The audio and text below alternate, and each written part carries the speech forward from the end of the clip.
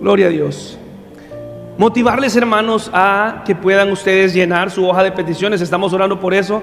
Miren, grandes cosas ha hecho el Señor. La vigilia estuvo preciosa. ¿Quiénes vinieron a la vigilia? ¿Quiénes vinieron a la vigilia? ¿Cuántos pueden testificar que estuvo bonita la vigilia? Estuvo preciosa. Véngase siempre y busquemos del Señor, ¿verdad? Y sigamos en este tiempo de oración. Igual usted puede venir a orar al templo, porque el templo está abierto siempre para orar. Así que véngase. ¿De acuerdo, hermanos? Y vamos a estar orando por esas peticiones para que Dios pueda hacerlo. Dios ya conoce anticipadamente todas las peticiones, pero vamos a estar pidiéndole al Señor por eso. También nada más enfatizar, ¿verdad? El último domingo, ¿qué tenemos, hermano? ¿Qué tenemos? Aniversario, 28 años, 28 años. Imagínense, hermano, 28 años de ver la fidelidad del Señor. Mi edad tiene la iglesia, 28 años. Vamos a meditar hoy en la palabra del Señor. Año de avanzar en Dios. Ustedes recuerdan que nuestro lema está basado en el pueblo de Israel, ¿verdad? Cuando el pueblo de Israel recién estaba saliendo de Egipto, el Señor lo sacó, lo libertó y dijo: dile a mi pueblo que marche. Pero mientras el pueblo avanzaba, el pueblo de Dios necesitaba ser restaurado, porque el pueblo venía con varias costumbres que no eran las del pueblo de Dios. Recuerden que habían estado esclavizados a Egipto por años, 400 años. Y ellos habían adoptado costumbres, hábitos, planes de vida que no habían sido los que agradaban a Dios, porque estaban ahí. Y a pesar de que habían escuchado al Dios de sus generaciones o al Dios de sus antepasados, ellos todavía no habían experimentado un encuentro tan maravilloso y cercano con el Señor. Por eso es que el Señor, mientras ellos van cruzando todo el desierto, el Señor los va restaurando. Diga conmigo esto: restauración. Y es imposible avanzar si nosotros no somos restaurados en nuestra vida. Y el Señor siempre está presto para poder restaurarnos. Dios siempre quiere restaurar, quiere cambiar, porque siempre hay algo que Dios va a hacer, siempre hay algo que Dios puede hacer, y siempre hay algo que Dios quiere hacer en nosotros. Porque nosotros somos como una gema, somos como una piedra preciosa.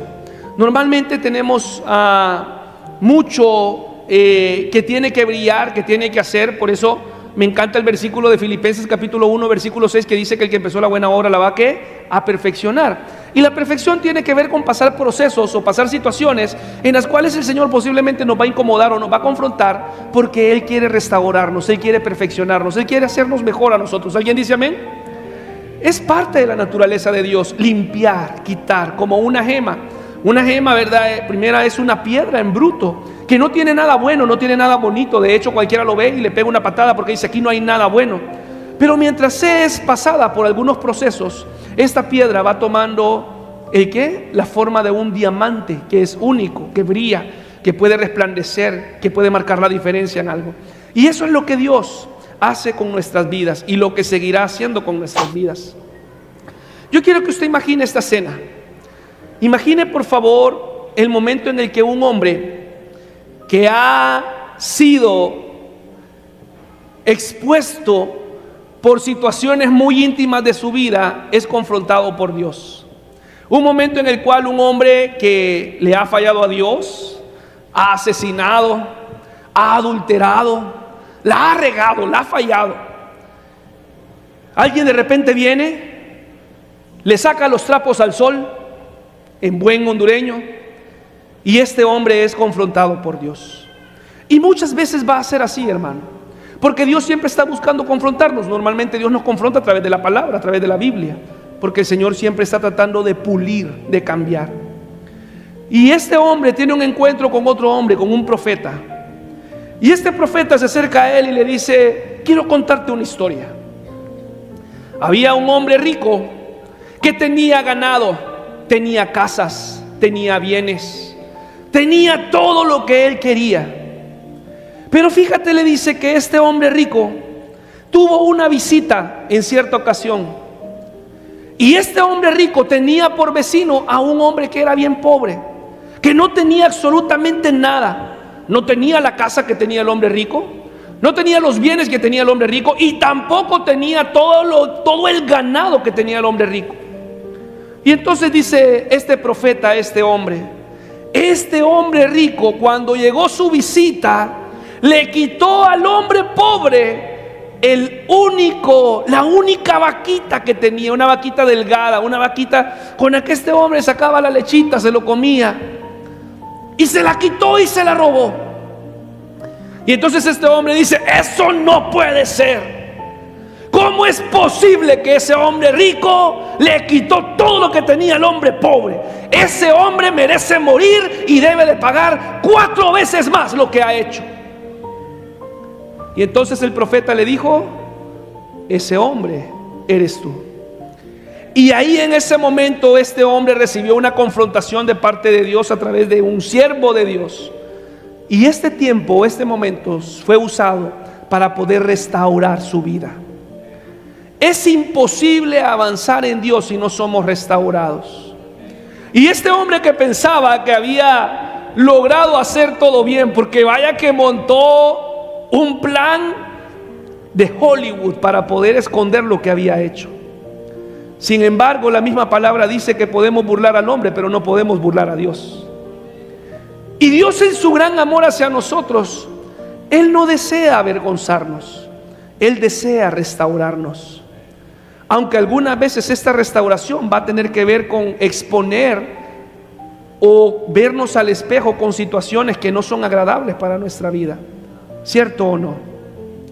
Esta historia yo creo que muchos de nosotros la conocemos, y ustedes saben de quién estoy hablando. Vaya por favor conmigo al segundo libro de Samuel. Segundo libro de Samuel, capítulo 12, y vamos a leer del versículo del 1 al 7.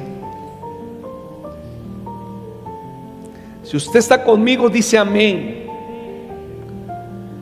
Dice la palabra de Dios: Jehová envió a Natán a David. Natán era un profeta, era un siervo de Dios. David en ese momento era el rey, el ungido, el salmista, el cantor, el valiente, el que había derrotado muchas batallas, el que había ganado muchas batallas con la ayuda de Dios. Y dice que cuando vino a él, le dijo: había 2 hombres en una ciudad, el uno era rico y el otro era pobre. El rico tenía numerosas ovejas y vacas, pero el pobre no tenía más que una sola corderita, que él había comprado y criado, y que había crecido con él y con sus hijos juntamente, comiendo de su bocado y bebiendo de su vaso, y durmiendo en su seno, y la tenía como a una hija. Y vino uno de camino al hombre rico, y éste no quiso tomar una de sus ovejas y de sus vacas para guisar para el caminante que había venido a él, sino que tomó la oveja de aquel hombre pobre y la preparó para aquel que había venido a él. Entonces se encendió el furor de David en gran manera contra aquel hombre, y dijo a Natán: vive Jehová, que el que tal hizo es digno de muerte, y debe de pagar la cordera con 4 tantos, porque hizo tal cosa y no tuvo misericordia. Entonces dijo Natán a David: tú eres aquel hombre. Así ha dicho Jehová, Dios de Israel: yo te ungí por rey sobre Israel y te libré de la mano de Saúl. Y luego usted puede leerlo posteriormente. Empieza Natán a decirle, ¿verdad? Esto va a pasar, esto te va a suceder, esta es la consecuencia de tu desobediencia. Pero sabe, hermano, en medio de toda esa situación tan difícil, lo que Dios anhela hacer en la vida de David es restaurarlo. David, Dios ama tanto a David que anhelaba restaurarlo. Dios te ama tanto a ti que quiere restaurarte. Dios me ama tanto a mí que quiere restaurarnos. Él anhela restaurarnos. Es la naturaleza de Él. Y como dije anteriormente, aunque algunas veces será una situación incómoda, es lo que hace. Y a veces va a ser a través de la palabra. Mientras abrimos la Biblia y leemos una palabra, el Señor te confronta y te dice: necesitas restaurar esta parte de tu vida.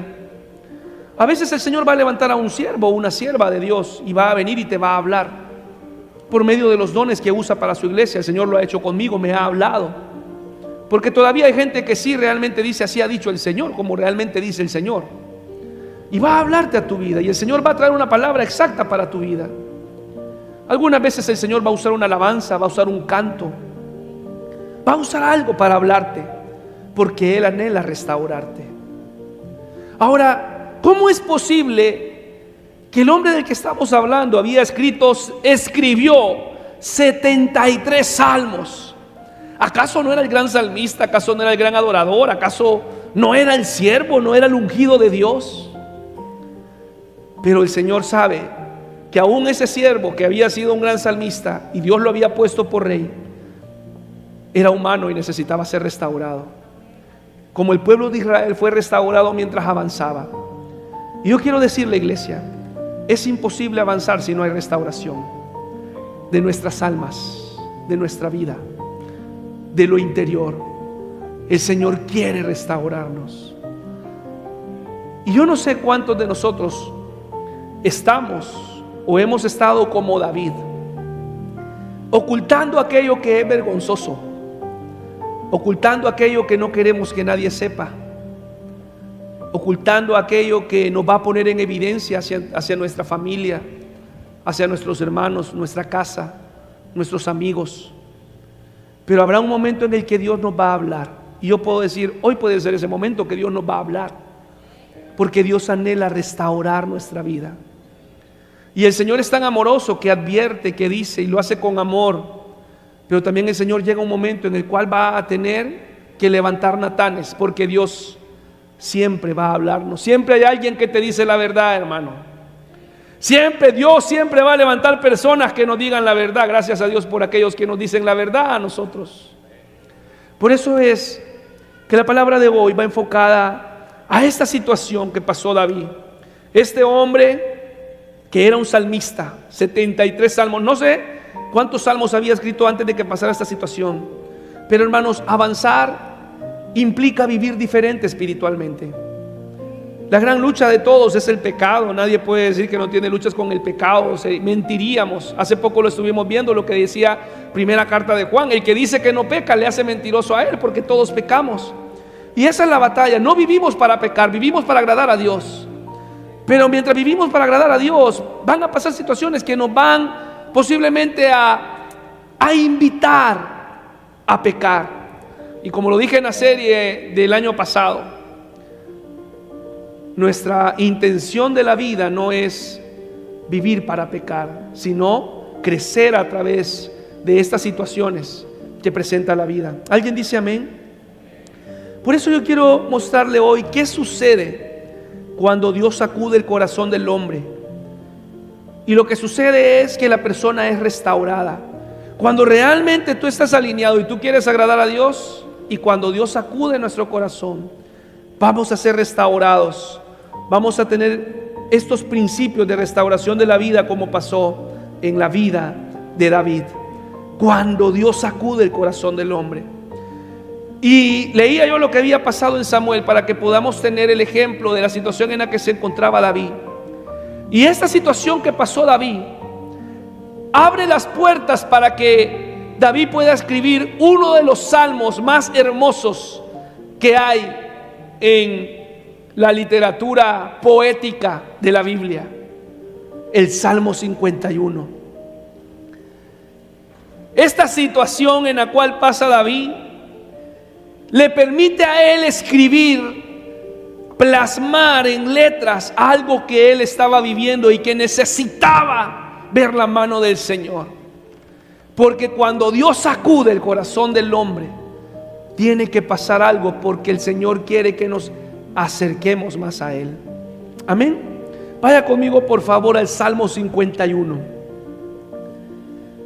Salmo 51.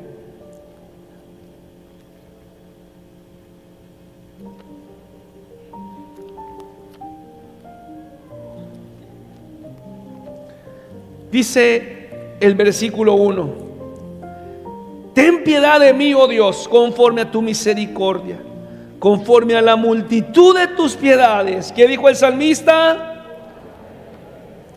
Acompáñenme a orar, por favor. Señor, en el nombre de Jesús, tú nos amas tanto que anhelas restaurar nuestra vida, anhelas restaurar nuestra alma.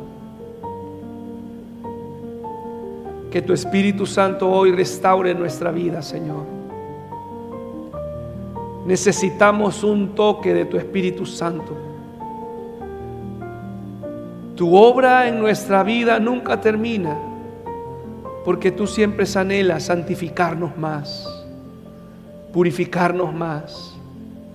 Y yo te pido hoy, Señor, habla a mi vida y a mi corazón, porque anhelo ser restaurado, vivir en santidad para ti.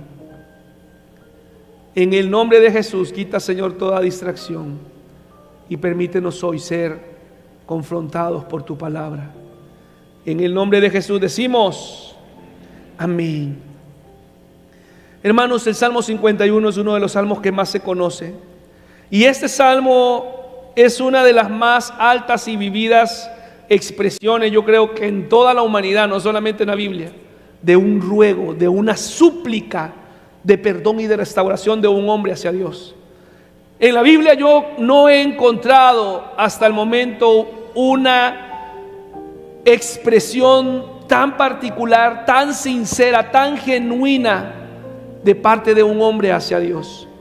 Y yo creo que si nosotros queremos ser restaurados, si Dios está sacudiendo nuestro corazón, deberíamos de seguir el modelo y el ejemplo de David en este sentido, cuando él tuvo ese encuentro con el Señor. Y las siguientes acciones que vamos a ver llevaron a David a una completa restauración, aun cuando él había fallado, aun cuando era el salmista, aun cuando cantaba el Señor, aun cuando había sido ungido él. Y estas acciones que él tuvo, él entendió que necesitaba hacerlo porque necesitaba estar alineado con Dios. Y yo le aseguro, hermano, yo necesito estar alineado con Dios.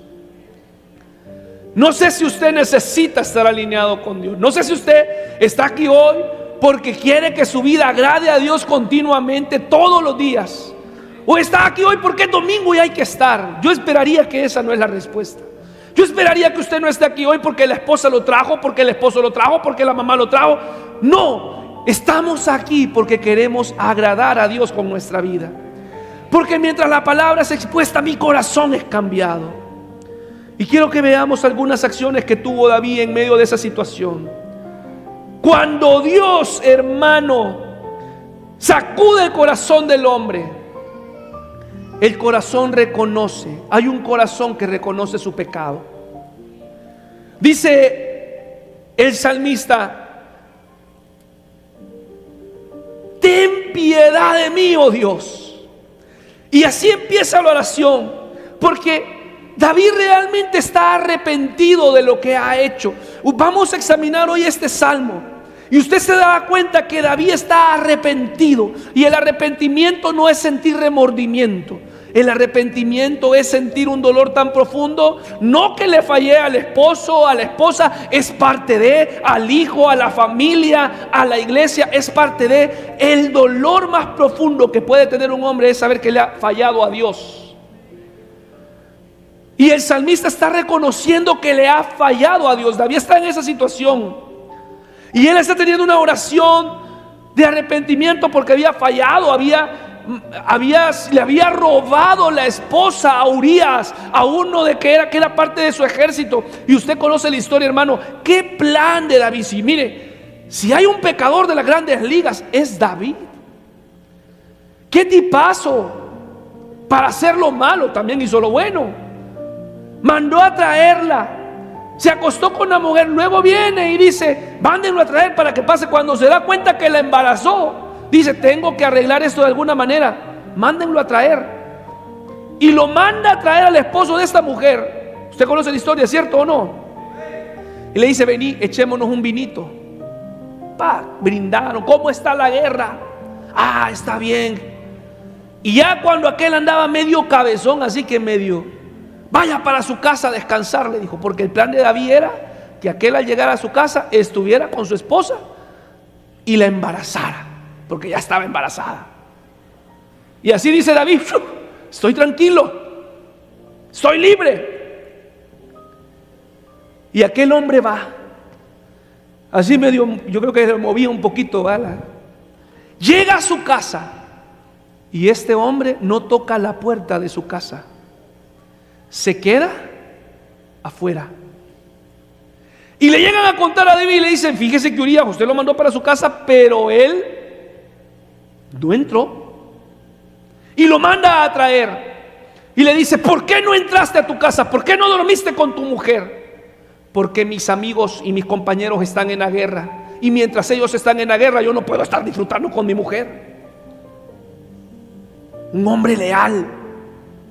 Y David dice: esto está difícil. Y creo que lo volvió a poner otra noche más. 2 veces creo que lo intentó, ¿cierto o no?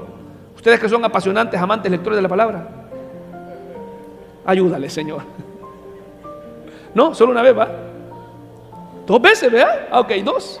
Lo mandó otra vez, ¿verdad? Y aquel hombre no entró. Y entonces dijo David: ok, no va a salir. Bueno, papito, yo tengo que limpiar eso de alguna manera. Era el rey, tenía todas las facultades. Y hace una carta y dice, se la manda al capitán, al mero general: este hombre va a ir a la guerra, pónganlo en la primera línea de batalla, y cuando con los que estén peleando vengan, todos den un paso atrás y déjenlo a él solo.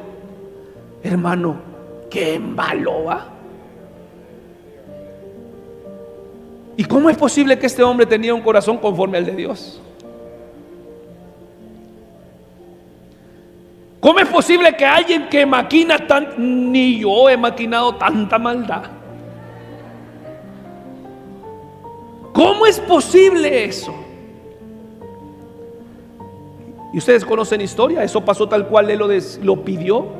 El ejército dio un paso atrás y aquel hombre murió en la batalla. Y David dijo: ¡uf! Aquella mujer que dio viuda lloró el duelo de su esposo. Y después de que había llorado, David dice: tráiganla,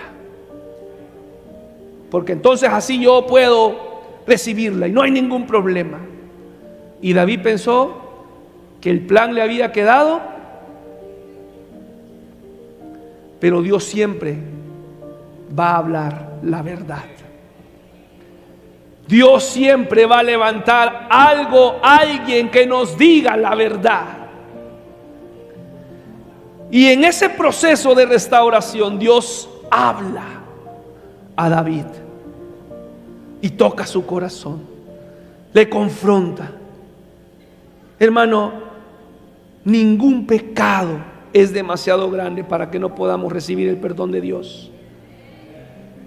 Dios no quiere que nosotros escondamos nuestro pecado, Él quiere que lo saquemos, que le entreguemos a Él. Todos, hermano, todos. ¿Siente usted que nunca podrá acercarse a Dios por algo que ha hecho? ¿Algo que esconde? Si seguimos nosotros tratando de esconder, no podremos ser restaurados y no podremos avanzar. Porque es difícil avanzar con cargas. Es difícil avanzar cuando sabemos que hay pesos que no podemos lidiar con ellos. No sé si alguien entiende lo que estoy hablando, pero cuando sabemos que estamos en deuda con Dios, nuestra vida no tiene paz. Cuando sabemos que estamos en deuda con Dios, sabemos que hay una carga que es pesada y Dios anhela perdonarnos. Y David usa estas frases para describir su caída. Él dice: mi rebelión. ¿Contra quién se ha rebelado David? Contra Dios. Se rebeló contra la voluntad de Dios. Él sabía cuál era la voluntad de Dios. Él sabía para qué Dios le había llamado. Él dice: lavar, lávame. ¿Qué es lavar, hermano? ¿Qué es lavar? Las hermanas, porque los hombres somos medios inútiles para esto, entienden que cuando hay una mancha en una camisa blanca hay que lavarla, y cuando es lavada es limpia y queda como sin nada. Y el único que tiene la capacidad de lavar nuestra vida es Dios y el Espíritu Santo. Él nos lava, nos limpia. Y Él dice: lávame de mi maldad, lávame. Y no dicen, lávame de la maldad del otro, no, lávame de mi maldad. Ya voy a llegar a eso un poquito más adelante. Y luego dice, límpiame. Y no te borrar. ¿Qué es borrar, hermano? ¿Qué es borrar? Desaparecer. Cuando usted escribe con un lápiz, usted borra, lo quita. Y el único que tiene la capacidad de borrar nuestras rebeliones es Dios. Jeremías dice que hoy lo decía mi hermana, su misericordia es nueva cada mañana. O sea, Él borró, dice, de modo que el que está en Cristo, ¿qué dice la palabra? Nueva criatura es. El Señor no está pensando en lo que usted hizo, ay, lo que pasó ayer, cómo gritó ayer. No, porque Él solamente Dios, es un atributo de Dios, no es nuestro. Él sí puede borrar la maldad. ¿Usted todavía se acuerda que su compañero de kinder le sacó la lengua? Todavía tiene eso en su corazón, lo que pasó con su esposo, su esposa ayer, antier. Pero Dios no, dice Dios borra todo. Y David entendía esto, y David está diciendo, borra mis rebeliones, bórralas. Borra mis rebeliones, lávame de mi maldad y límpiame del pecado de mi vecino. Límpiame de mi pecado.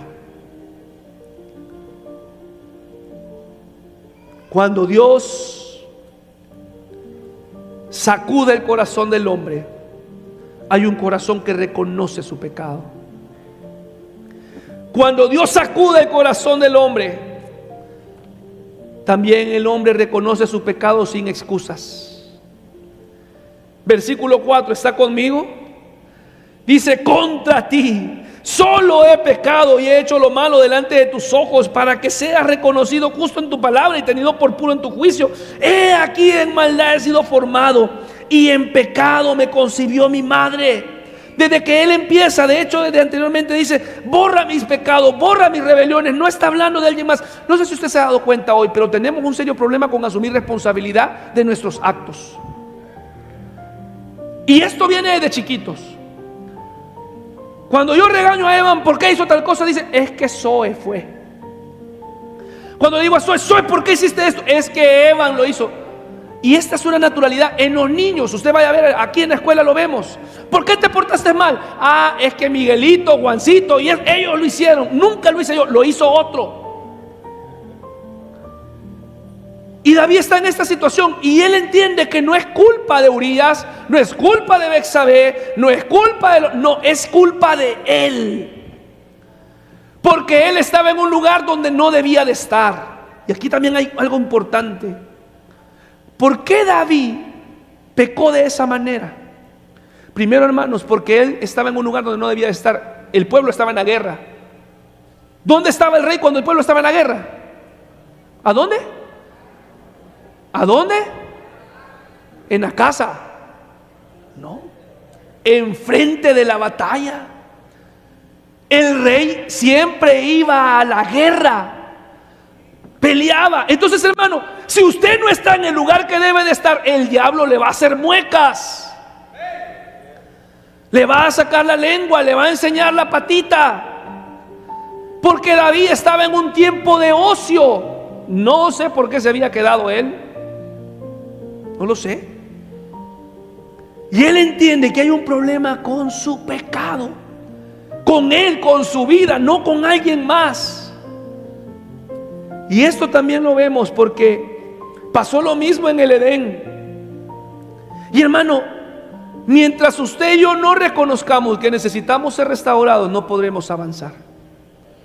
Dígale esto a la persona que está a su lado: mientras no reconozcamos que necesitamos ser restaurados, no podremos avanzar. Y esto mismo, el ejemplo que yo le estoy poniendo de poner excusas hacia con otra persona, esto mismo pasó en el Edén. ¿Usted se acuerda qué fue lo que pasó en Génesis capítulo 3, versículo del 10 al 13? Dios llegó y le dice a Adán: ¿quién te enseñó que estaba? Porque se escondió aquel, ¿verdad? Las vergüenzas. ¿quién te enseñó que estabas desnudo? Y dice, ¿por qué cometiste pecado? ¿Y qué hace Adán? No asume su responsabilidad. Es que la mujer que me diste por esposa. ¿Y por qué pecaste, Rubén? Es que Cristal se puso brava, entonces yo también me puse bravo. ¿Y por qué pecaste? Porque dices, es que aquel lo hizo y yo también. No, hermano. Cuando Dios sacude el corazón del hombre, reconoce que es algo personal, no de alguien más. Llega luego donde Eva y le dice, ¿por qué cometiste? ¿Por qué la regaste? ¿Por qué le diste el fruto de la vida a Adán? ¿Y qué hace Eva? Es que la serpiente, o sea, en otras palabras, hermano, no fui yo. Diga conmigo, no fui yo. Siempre es otro. Cuando Dios sacude el corazón del hombre, reconoce su pecado sin excusas. No debemos de buscar culpables. David no puso su responsabilidad, su falla sobre alguien más. Y aunque David pecó realmente con Betsabé, pero él dijo, yo he pecado contra Dios. ¿Y qué dice la palabra, hermano? Mire, Proverbios capítulo 28, verso 13. ¿Usted lo lee conmigo? El que encubre su pecado, ¿qué dice la palabra? No prosperará.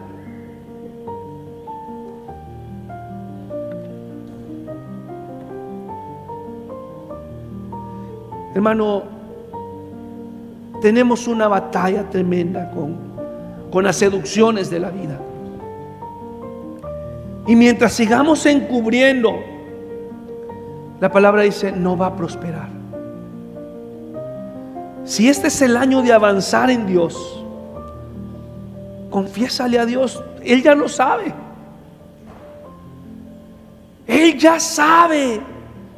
Solamente necesita que seas libre y lo digas y lo entregues.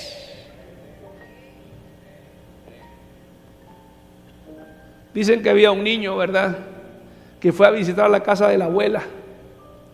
Y la abuela cómo cuidaba los huevitos que ponía la gallina. Y dicen que el cipote estaba ahí jugando pelota, ¿verdad? La abuela lo está viendo por la ventana, así, viendo que el niño está jugando y de repente está tirando pelotazos. Y uno de esos pelotazos cae donde estaban los huevos de la gallina. Y aquel niño sabía y se puso todo nervioso. Ay, Señor, ¿y qué hago? Y la abuela lo vio. Dicen que decir, hijo, ¿vas a comer? No, abuela. Viendo cómo recuperaba eso. Y así pasó al siguiente día y viendo cómo hacía, viendo si podía pegarlo y meter la yema de regreso. No podía nada. Hasta que ya no pudo más. Y llegó donde la abuela y le dijo, abuela, necesito decirle algo, por favor, no me vaya a pegar, no me vaya a castigar. Mire que jugando pelota yo reventé sus huevos. Y la abuela le dijo, yo ya sabía, hijo. ¿Y por qué no me había dicho nada, abuelita, si yo estaba todo afligido? Porque yo quería que tú me lo dijeras. Y eso es lo que Dios quiere con nosotros. Porque Él anhela restaurarnos a todos, hermanos. Y la restauración es diariamente. El Señor nos va restaurando. Dice la palabra, el que encubre su pecado no prosperará. No podemos, hermanos, ser restaurados si no admitimos que hemos fallado.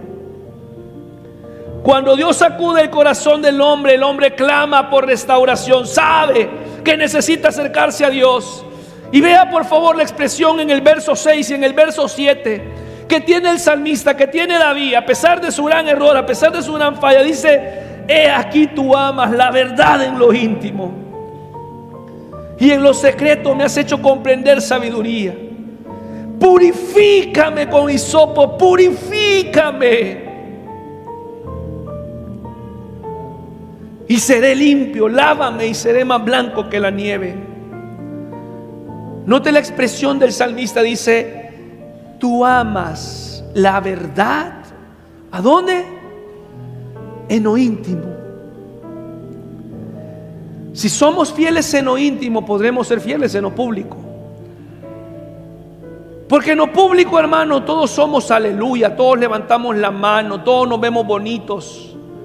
En lo público podemos nosotros aparentar que nuestra vida está bien. Pero en lo íntimo es donde tú sabes que el Espíritu Santo nos confronta y dice: esto debes de cambiarlo, esto debes de restaurarlo. No puedes ya seguir con eso. Porque nuestra identidad no es una identidad terrenal, es una identidad celestial. Y la identidad celestial va íntimamente ligada a que nos parezcamos con nuestro Creador, con Dios.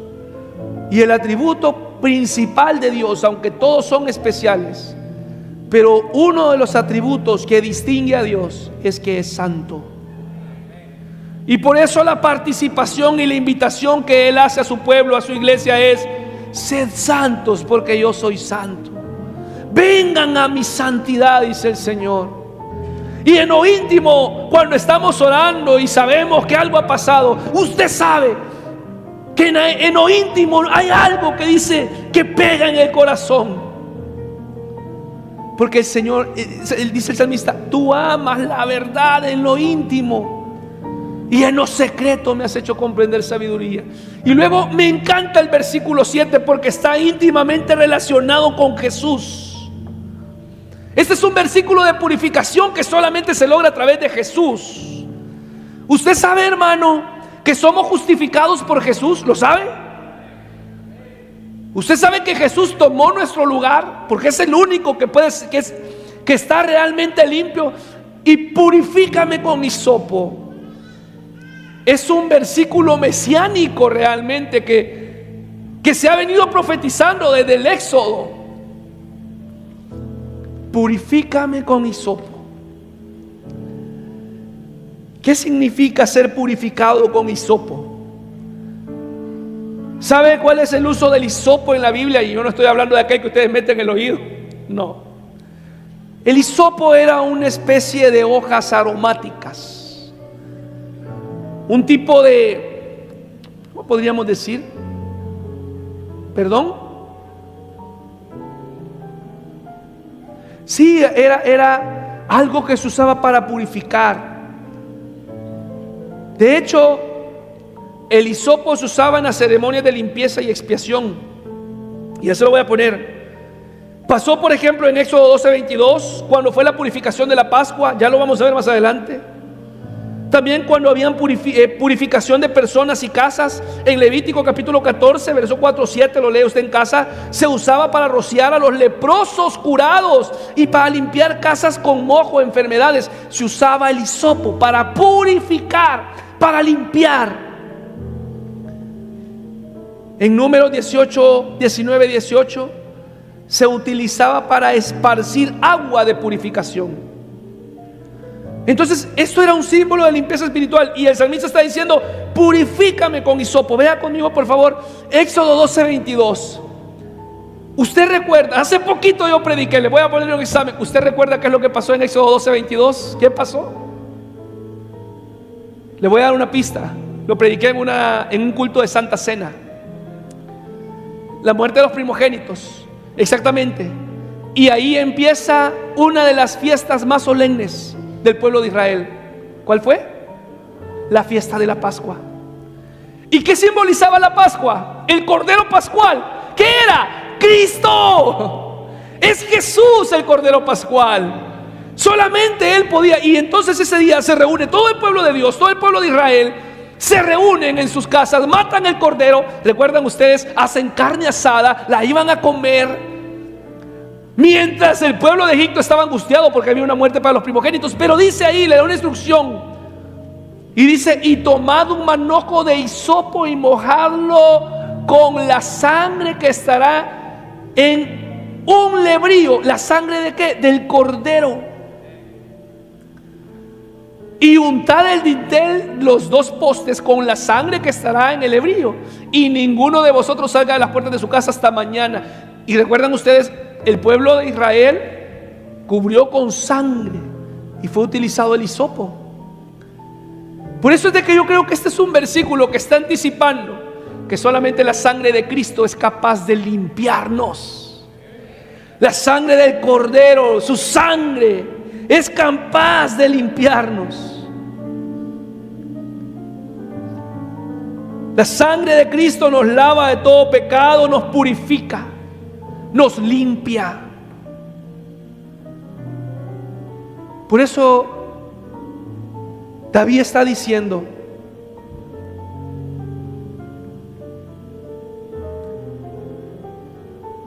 purifícame con hisopo y seré limpio, lávame y seré. Mire qué comparación, no sé, creo que no es una hipérbole, ¿verdad? Seré más blanco que la nieve. Hermano, qué bonito eso. Ser purificados de nuestro interior y saber, bueno, mira, ¿sabes que Apocalipsis dice que las vestiduras son blancas? Porque el Señor nuestro Dios, quien entregó su vida, a pesar, hermano, de toda la mugre que tenemos, Él nos ve blancos. Él nos ve blancos, nos ve limpios. ¿Por qué usar la figura de algo blanco? Porque algo blanco, hermano, usted ve un puntito y dice: eso está sucio, eso no está bien, eso hay que limpiarlo. Y David sabía que ese desliz, esa decisión, le estaba costando su libertad espiritual. Entendía eso, y por eso es que cuando vemos el Salmo 51 notamos que es una plegaria sin igual. Límpiame, lávame. Quiero invitarle a que cierre sus ojos y que piense en esto. El salmista está diciendo: purifícame con hisopo. O sea, en otras palabras podríamos decir, ojo, interpretar, no estoy diciendo: límpiame con la sangre del Cordero, límpiame con la sangre de Cristo. Cierre sus ojos donde está, amada iglesia. Solamente la sangre de Jesús es capaz de limpiarnos, de lavarnos. El Señor murió por ti y por mí para lavarnos, para limpiarnos, para justificarnos delante de Dios, porque Él sí era justo, Él sí era santo. Por eso es que hay un poder increíble en su sangre, hay poder en la sangre. ¿Para qué, hermano? Para limpiarte, para santificarte, para purificarte. La sangre de Cristo te purifica, te limpia. Yo quisiera que hoy, por medio de esta alabanza, nuestra vida sea ministrada. El Espíritu Santo de Dios te recuerde que el sacrificio de Cristo no fue en vano, ha sido para, te ama tanto, nos ama tanto el Señor, que anhela limpiarnos, anhela restaurarnos, anhela lavarnos. Permite que el Espíritu Santo de Dios hoy hable en nuestro corazón.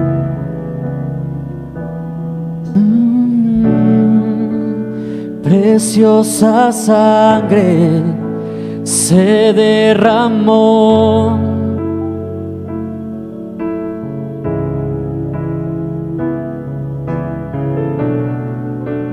preciosa sangre fluyó por amor.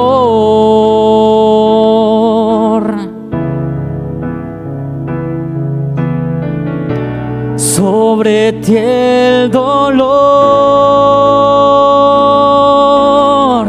tus venas lloraron. Jesús, Jesús, Jesús.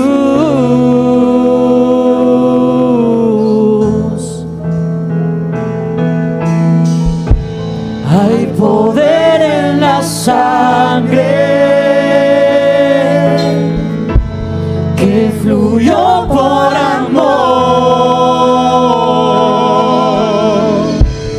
Hay poder en la sangre que derramó. Esa sangre que derramó, oh su sangre.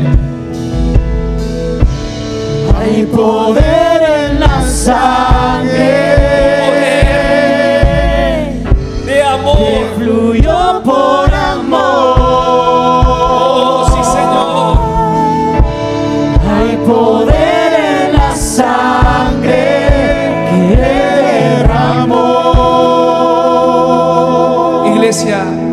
Declare esto, levante sus manos, declare esto. Su sangre. Su sangre me limpió. Dígalo ahí donde está. Su sangre me limpió. Su sangre me salvó. Su sangre me salvó. Vamos, dígalo, su sangre. Su sangre me transformó. ¿Puede decirlo? Su sangre. ¿Por qué no te pones de pie y adoras al Señor y le dices: Señor, tu sangre, su sangre, su sangre, su sangre me Él ama tanto que quiere limpiarte. Su sangre La sangre de Jesús, la sangre de Cristo limpió todo pecado. Aleluya. Hay poder en la sangre. Oh, sí, Señor. Que fluyó por amor. Hay poder en la sangre que derramó.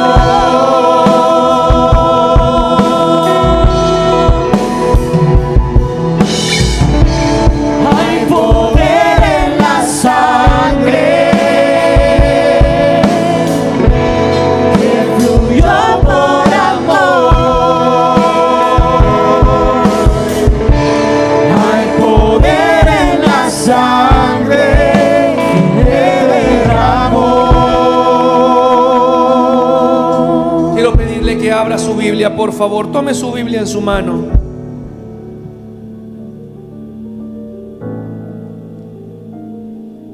Cuando Dios sacude el corazón del hombre, cuando Dios sacude tu corazón. Salmo 51.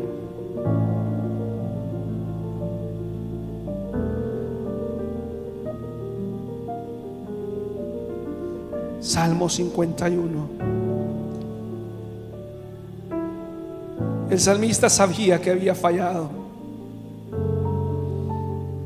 David tenía su corazón golpeado porque había fallado a Dios. David amaba a Dios. Y su oración es una plegaria de purificación. Necesita ser puro. Y David le dice al Señor: ten piedad de mí, oh Dios, conforme a la multitud, conforme a tu misericordia, conforme a la multitud de tus piedades, borra mis rebeliones. Lávame más y más de mi maldad y límpiame de mi pecado, porque yo reconozco mis rebeliones y mi pecado está siempre delante de mí. Contra ti, solo contra ti he pecado y he hecho lo malo delante de tus ojos, para que sea reconocido justo en tu palabra, y he tenido por puro en tu juicio. He aquí en maldad he sido formado, y en pecado me concibió mi madre. He aquí tú amas a la verdad en lo íntimo, y en lo secreto me has hecho comprender sabiduría. Purifícame, purifícame, purifícame con hisopo, purifícame con tu sangre, purifícame, Señor.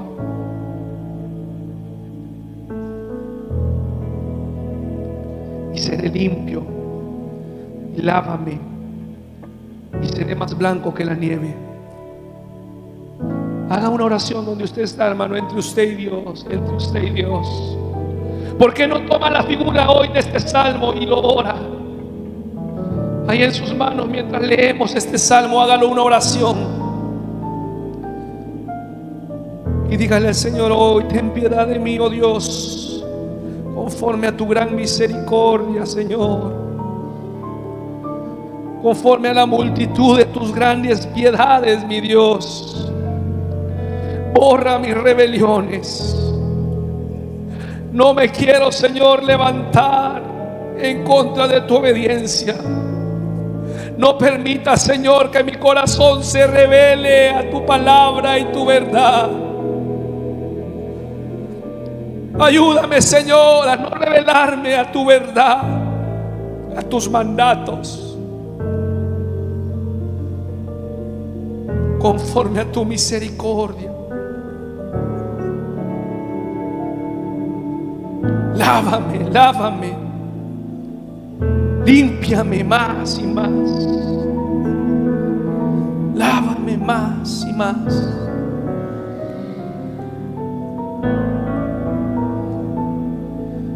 Es que fallo, Señor, peco contra ti, no contra nadie más. Y no quiero fallarte, Señor, anhelo obedecerte. Contra ti, solo contra ti he pecado.